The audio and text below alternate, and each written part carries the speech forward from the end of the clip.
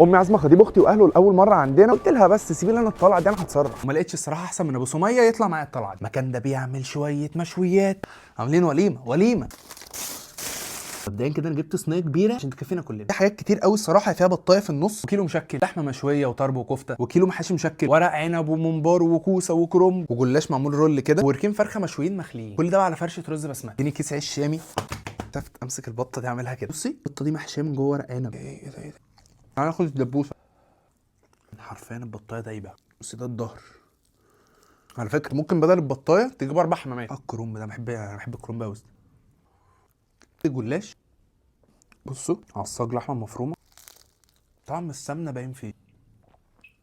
حته لحمه مشويه فليتو معموله على الفحم، متبله ببصله وبطماطمايه شويه ملح وفلفل اسود. لازم نخش بسرعه في الكفته. هو هنا في وركين فرخه مخليين، طاجن ورق عنب، طماطم وبصل متبلين، تختص تطلع.